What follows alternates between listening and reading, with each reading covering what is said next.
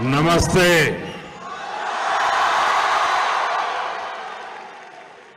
अहलन व सहलन।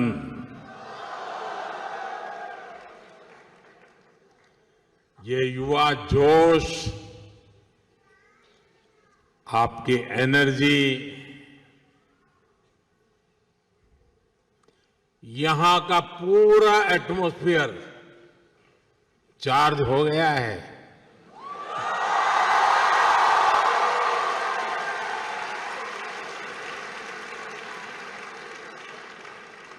मैं उन सब भाई बहनों को भी नमस्कार करता हूं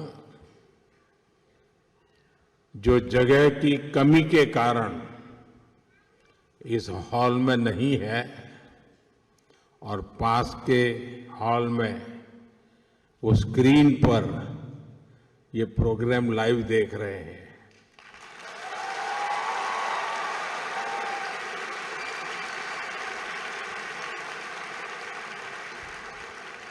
अब आप कल्पना कर सकते हैं, यहां तक आए और अंदर नहीं आ पाए तो उनके दिल में क्या होता होगा।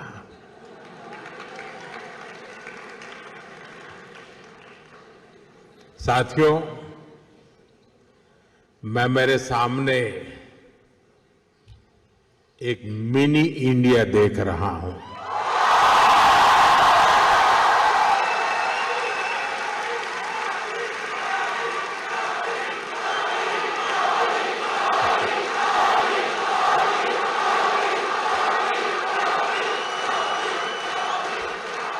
मुझे लगता है यहां बहुत सारे मलयाली भी हैं।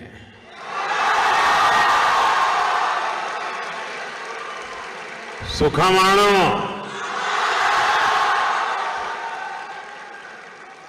और सिर्फ मलयालम नहीं, यहां तमिल, तेलुगु, कन्नड़ा और गुजराती बोलने वाले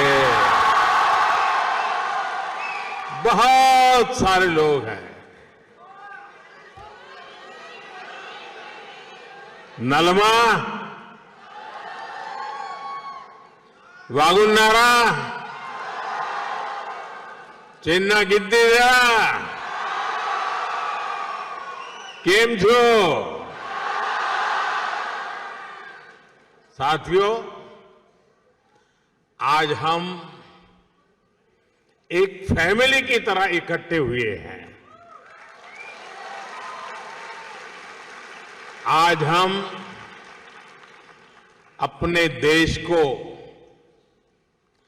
अपनी टीम इंडिया को सेलिब्रेट कर रहे हैं।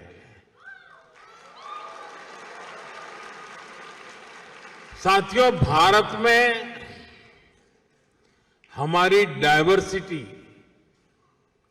हमारी संस्कृति का मजबूत आधार है।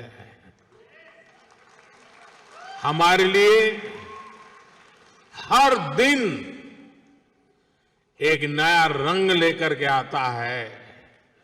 हर मौसम एक नया उत्सव बन जाता है। हर परंपरा एक नई सोच के साथ आती है। और यही कारण है कि हम भारतीय कहीं भी जाएं,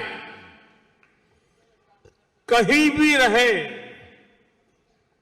हम डायवर्सिटी का सम्मान करते हैं।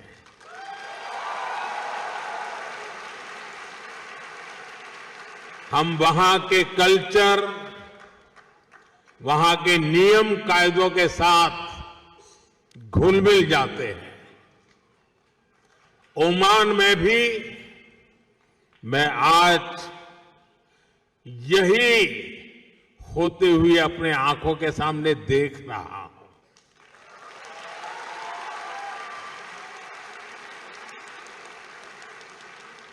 ये भारत का डायस्पोरा को एग्जिस्टेंस का कोऑपरेशन का एक लिविंग एग्जाम्पल बना हुआ है। साथियों, भारत की इसी समृद्ध सांस्कृतिक विरासत का एक और अद्भुत सम्मान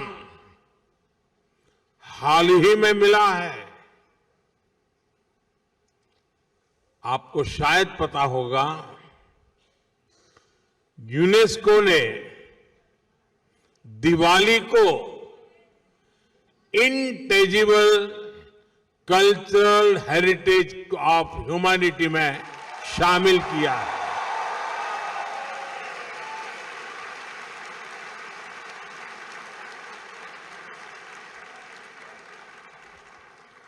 अब दिवाली का दिया हमारे घर को ही नहीं, पूरी दुनिया को रोशन करेगा।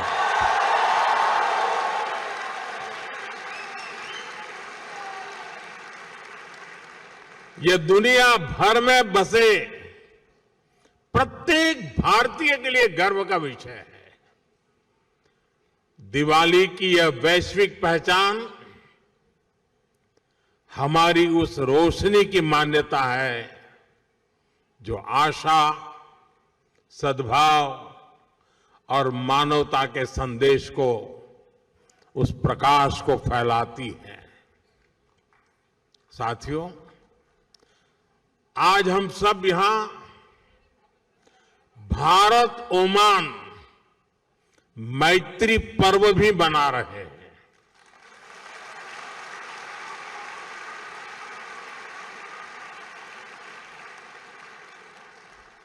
मैत्री यानी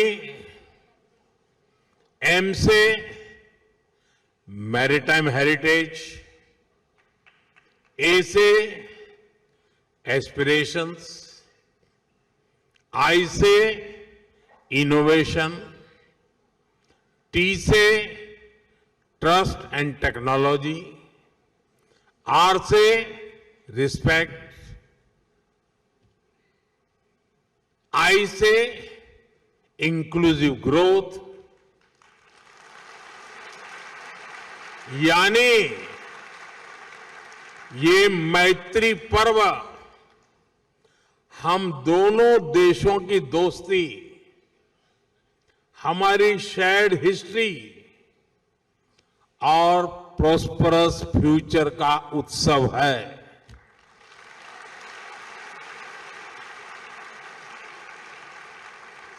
भारत और ओमान के बीच शताब्दियों से एक आत्मीय और जीवंत नाता रहा है।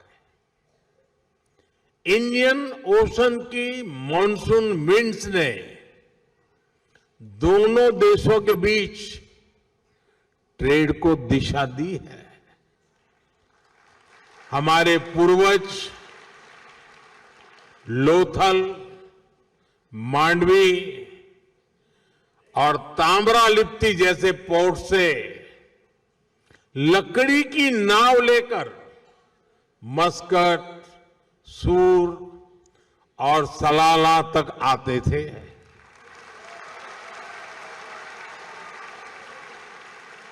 और साथियों, मुझे खुशी है कि मांडवी टू मस्कट इन ऐतिहासिक संबंधों को हमारी एम्बेसी ने एक किताब में भी समेटा है। मैं चाहूंगा कि यहां रहने वाला हर साथी, हर नौजवान इसको पढ़े और अपने ओमानी दोस्तों को भी एक गिफ्ट करे। अब आपको लगेगा कि स्कूल में भी मास्टर जी होमवर्क देते हैं और इधर मोदी जी ने भी आप करके होमवर्क दे दिया। साथियों, एक किताब बताती है कि भारत और ओमान सिर्फ ज्योग्राफी से नहीं बल्कि जनरेशन से जुड़े हुए हैं। और आप सभी सैकड़ों वर्षों के इन संबंधों के सबसे बड़े कस्टोडियन हैं।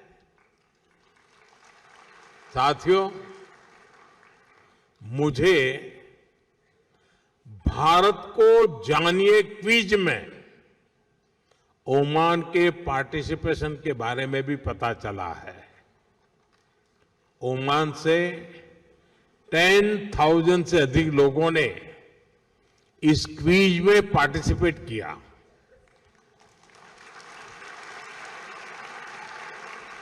ओमान ग्लोबली 4th पोजीशन पर रहा है।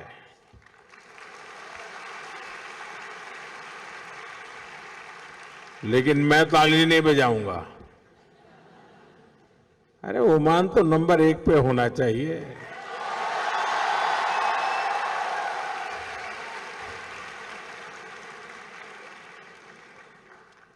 मैं चाहूंगा कि ओमान की भागीदारी और अधिक बढ़े, ज्यादा से ज्यादा संख्या में लोग जुड़े। भारतीय बच्चे तो इसमें भाग जरूर लें। आप ओमान के अपने दोस्तों को भी इस क्विज का हिस्सा बनने के लिए मोटिवेट करें। करेंगे? दम नहीं है आपकी आवाज में? जरा हाथ ऊपर करके बताइए, करेंगे? हर एक के हाथ ऊपर नहीं हुए। साथियों, भारत और ओमान के बीच जो रिश्ता ट्रेड से शुरू हुआ था, आज उसको एजुकेशन सशक्त कर रही है। मुझे बताया गया है कि यहां के भारतीय स्कूलों में करीब 46,000 स्टूडेंट्स पढ़ाई कर रहे हैं। इसमें ओमान में रहने वाले अन्य समुदायों को भी हजारों बच्चे शामिल हैं।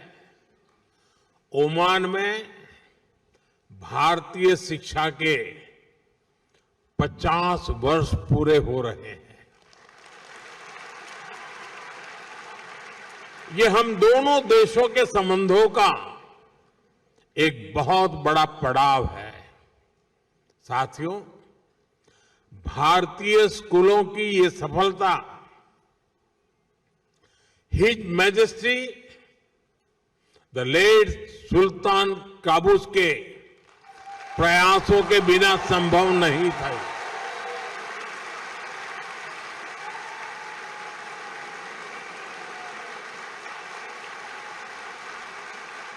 उन्होंने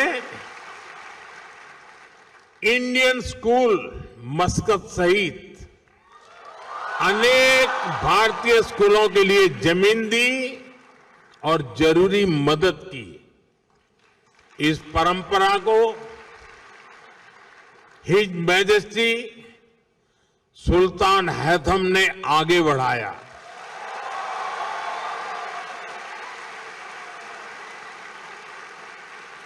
वे जिस प्रकार यहां भारतीयों का सहयोग करते हैं, संरक्षण देते हैं, इसके लिए मैं उनका विशेष तौर पर आभार व्यक्त करता हूं।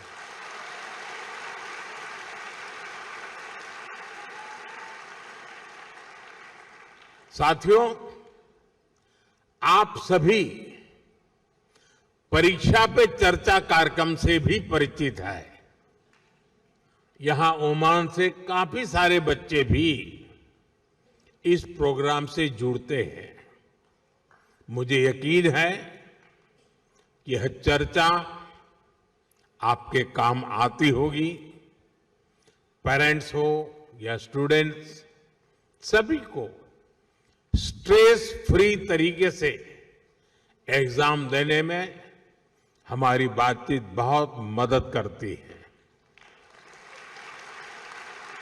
साथियों, ओमान में रहने वाले भारतीय अक्सर भारत आते जाते रहते हैं। आप भारत की हर घटना से अपडेट रहते हैं, सिर्फ फिल्में नहीं, मूवी नहीं।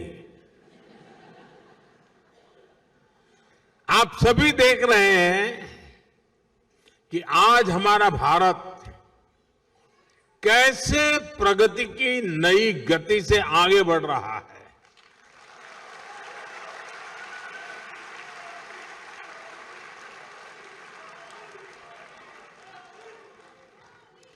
भारत की गति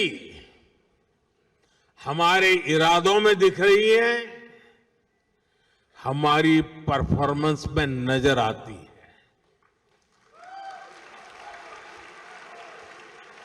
कुछ दिन पहले ही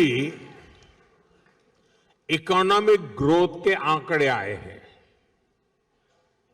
और आपको पता होगा भारत की ग्रोथ 8% से भी अधिक रही है।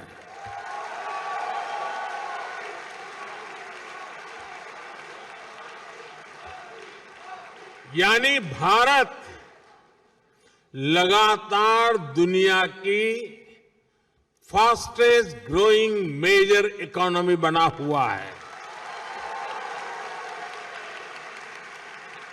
और ये तब हुआ है जब पूरी दुनिया चुनौतियों से घिरी हुई है। दुनिया की बड़ी बड़ी इकोनॉमीज कुछ ही % ग्रोथ अचीव करने के लिए तरस गई है, तरस। लेकिन भारत लगातार हाई ग्रोथ के पथ पे चल रहा है।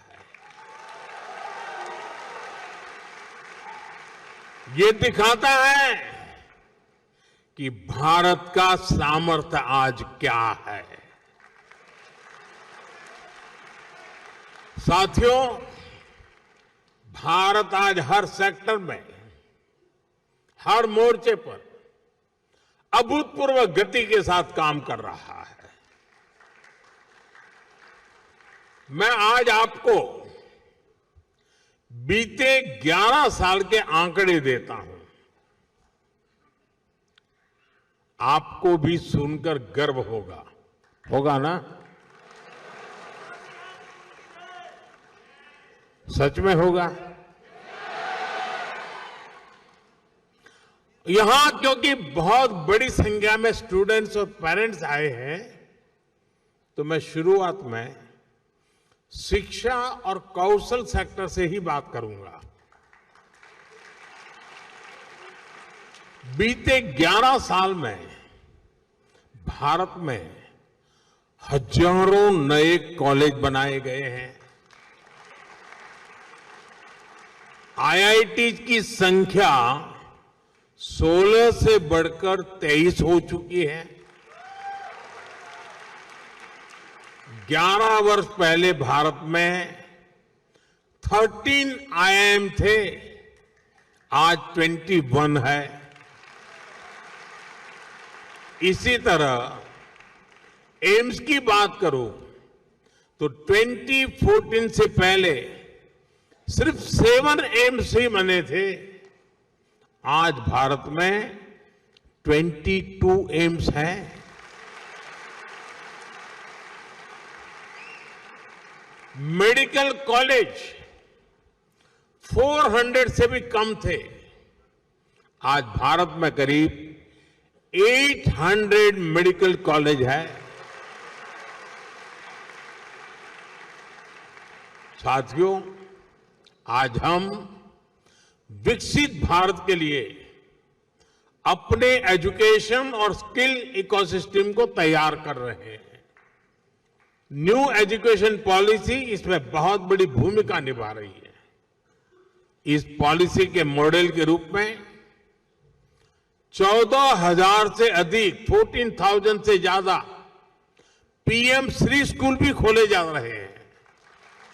साथियों, जब स्कूल बढ़ते हैं कॉलेज बढ़ते हैं, यूनिवर्सिटीज बढ़ती हैं, तो सिर्फ इमारतें नहीं बनती, देश का भविष्य मजबूत होता है।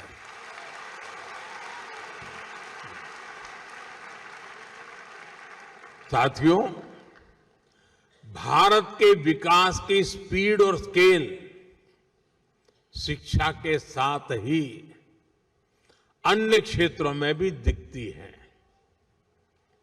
बीते 11 वर्षों में हमारी solar energy installed capacity 30 time बढ़ी है, 30 गुना बढ़ी है। सोलर मॉड्यूल मैन्युफैक्चरिंग 10 गुना बढ़ी है, 10 टाइम। यानी भारत आज ग्रीन ग्रोथ की तरफ तेजी से कदम आगे बढ़ा रहा है। आज भारत दुनिया का सबसे बड़ा फिनटेक इकोसिस्टम है। दुनिया का दूसरा सबसे बड़ा स्टील प्रोड्यूसर है। दूसरा सबसे बड़ा मोबाइल मैन्युफैक्चरर है। अब आपके जेब में मोबाइल होगा तो लिखा होगा मेड इन इंडिया।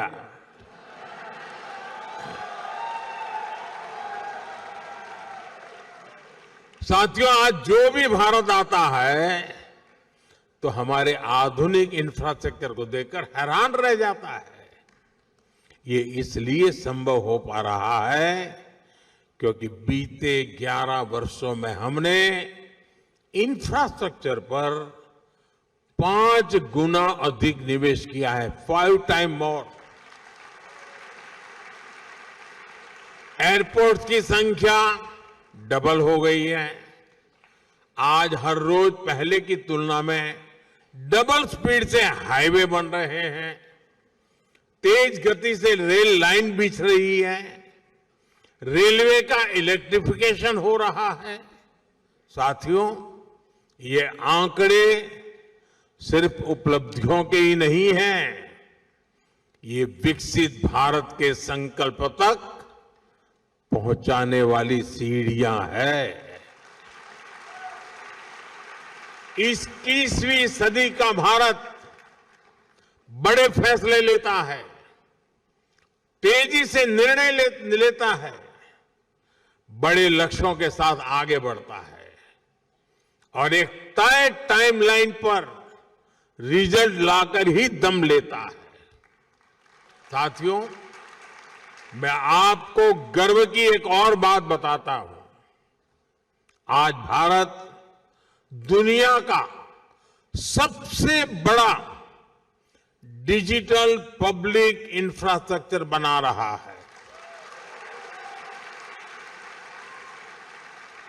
भारत का यूपीआई यानी यूनिफाइड पेमेंट्स इंटरफेस दुनिया का सबसे बड़ा real time digital payment system है।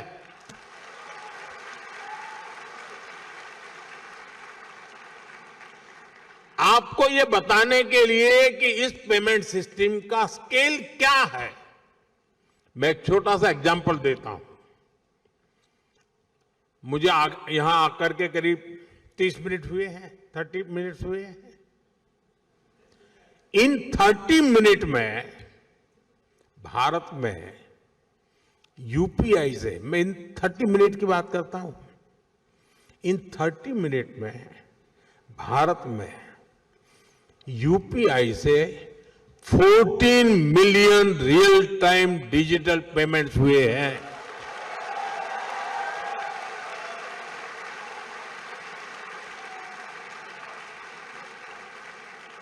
इन ट्रांजैक्शन की टोटल वैल्यू 20 बिलियन रुपीज है, उससे भी ज्यादा है। भारत में बड़े से बड़े शोरूम से लेकर एक छोटे से वेंडर तक सब इस पेमेंट सिस्टम से जुड़े हुए हैं। साथियों, यहां इतने सारे स्टूडेंट्स हैं, मैं आपको एक और दिलचस्प उदाहरण दूंगा। भारत के डिजी लॉकर की आधुनिक व्यवस्था बनाई है। भारत में बोर्ड के एग्जाम होते हैं तो मार्कशीट सीधी बच्चों के डिजी लॉकर अकाउंट में आ जाती है। जन्म से लेकर बूढ़ापे तक जो भी डॉक्यूमेंट सरकार जनरेट करती है वो डिजी लॉकर में रखा जा सकता है। ऐसे बहुत सारे डिजिटल सिस्टम आज भारत में ईज ऑफ लिविंग सुनिश्चित कर रहे हैं। साथियों, भारत के चंद्रयान का कमाल भी आप सभी ने देखा है।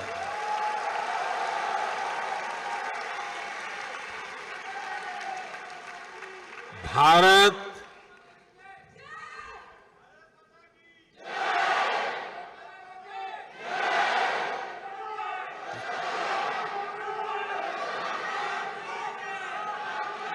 साथियों, भारत दुनिया का पहला ऐसा देश है जो मून के साउथ पोल तक पहुंचा है। सिर्फ इतना ही नहीं, हमने एक बार में 104 सैटेलाइट्स को एक साथ लॉन्च करने का कीर्तिमान बनाया है।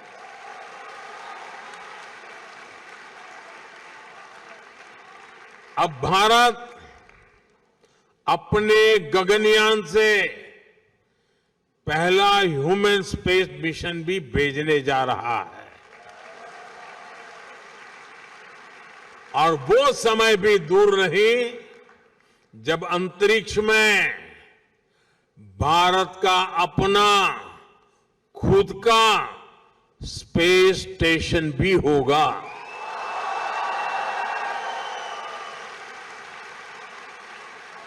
साथियों, भारत का स्पेस प्रोग्राम सिर्फ अपने तक सीमित नहीं है, हम ओमान की स्पेस एस्पिरेशंस को भी सपोर्ट कर रहे हैं।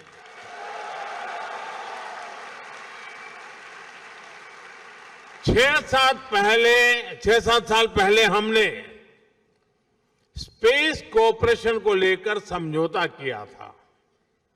मुझे बताते हुए खुशी है कि इसरो ने इंडिया ओमान स्पेस पोर्टल विकसित किया है। अब हमारा प्रयास है कि ओमान के युवाओं को भी इस स्पेस पार्टनरशिप का लाभ मिले। मैं यहां बैठे स्टूडेंट्स को एक और जानकारी दूंगा। इसरो यूविका YUVIKA यूविका नाम से एक स्पेशल प्रोग्राम चलाता है। इसमें भारत के हजारों स्टूडेंट्स स्पेस साइंस से जुड़े हैं। अब हमारा प्रयास है इस प्रोग्राम में ओमानी स्टूडेंट्स को भी मौका मिले।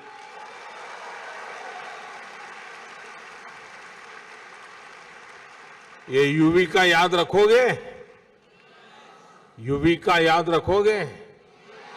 तो फिर जुड़ जाओ।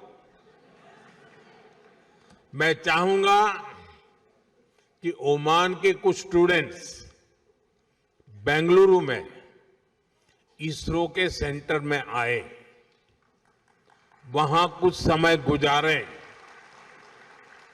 ये ओमान के युवाओं की स्पेस एस्पिरेशंस को नई बुलंदी देने की बेहतरीन शुरुआत हो सकती है।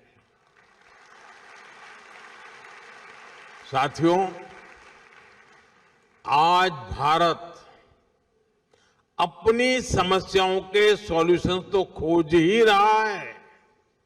ये सॉल्यूशंस दुनिया के करोड़ों लोगों का जीवन कैसे बेहतर बना सकते हैं, इस पर भी काम कर रहा है। सॉफ्टवेयर डेवलपमेंट से लेकर पेरोल मैनेजमेंट तक, डेटा एनालिसिस से लेकर कस्टमर सपोर्टर तक, अनेक ग्लोबल ब्रांड्स भारत के टैलेंट की ताकत से आगे बढ़ रहे हैं। दशकों से भारत आईटी और आईटी एनेबल सर्विसेज का ग्लोबल पावर हाउस रहा है। अब हम मैन्युफैक्चरिंग को आईटी की ताकत के साथ जोड़ रहे हैं और इसके पीछे की सोच वसुधैव कुटुंबकम से ही प्रेरित है। यानी make in India, make for the world. साथियों, वैक्सीन हो या जेनरिक मेडिसिन्स, दुनिया में फार्मेसी ऑफ द वर्ल्ड कहती है, यानी भारत के एफोर्डेबल और क्वालिटी हेल्थ केयर सॉल्यूशंस दुनिया के करोड़ों लोगों का जीवन बचा रहे हैं। कोविड के दौरान भारत ने करीब 30 करोड़ वैक्सीन्स दुनिया को भेजी थी। मुझे संतोष है कि करीब 100,000 made in India Covid vaccines Oman के लोगों के काम आ सकी।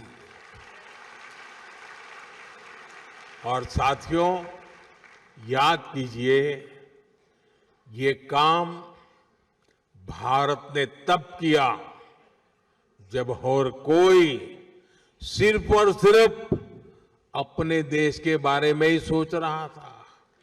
तब हम दुनिया की चिंता करते थे। भारत ने अपने 140 करोड़ नागरिकों को भी रिकॉर्ड टाइम में वैक्सीन लगाई और दुनिया की जरूरतें भी पूरी की। ये भारत का मॉडल है, ऐसा मॉडल जो 21वीं सेंचुरी की दुनिया को नई उम्मीद देता है। इसलिए आज जब Bharat made in India chief बना रहा है, एआई, क्वांटम कंप्यूटिंग और ग्रीन हाइड्रोजन को लेकर मिशन मोड पर काम कर रहा है, तब दुनिया के अन्य देशों में भी उम्मीद जगती है कि भारत की सफलता से उन्हें भी सहयोग मिलेगा। साथियों, आप यहां ओमान में पढ़ाई कर रहे हैं, यहां काम कर रहे हैं। आने वाले समय में आप ओमान के विकास में, भारत के विकास में बहुत बड़ी भूमिका निभाएंगे। आप दुनिया को लीडरशिप देने वाली पीढ़ी है। ओमान में रहने वाले भारतीयों को असुविधा न हो, इसके लिए यहां की सरकार हर संभव सहयोग दे रहती है। भारत सरकार भी आपकी सुविधा का पूरा ध्यान रख रही है। पूरे ओमान में 11 काउंसलर सर्विस सेंटर्स खोले हैं। साथियों, बीते दशक में जितने भी वैश्विक संकट आए हैं, उनमें हमारी सरकार ने तेजी से भारतीयों की मदद की है। दुनिया में जहां भी भारतीय रहते हैं, हमारी सरकार कदम कदम पर उनके साथ है। इसके लिए Indian community welfare fund, mother portal और प्रवासी भारतीय बीमा योजना जैसे प्रयास किए गए हैं। साथियों, भारत के लिए ये पूरा क्षेत्र बहुत ही स्पेशल है और ओमान हमारे लिए और भी विशेष है। मुझे खुशी है कि भारत ओमान का रिश्ता अब skill development, digital learning, student exchange और एंटरप्रेन्योरशिप तक पहुंच रहा है। मुझे विश्वास है आपके बीच से ऐसे यंग इनोवेटर्स निकलेंगे जो आने वाले वर्षों में इंडिया ओमान रिलेशनशिप को नई ऊंचाई पर ले जाएंगे। अब यहां भारतीय स्कूलों ने अपने 50 साल सेलिब्रेट किए हैं। अब हमें अगले 50 साल के लक्ष्यों के साथ आगे बढ़ना है। इसलिए मैं हर यूथ से कहना चाहूंगा, dream big, learn deeply, innovate boldly.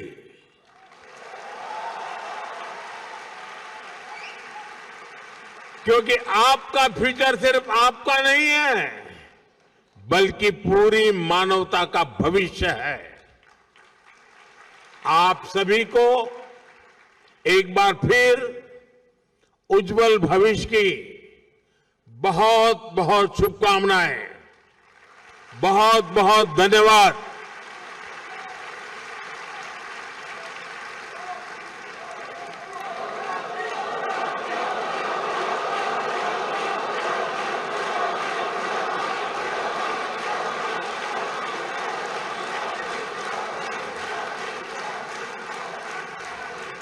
Thank you.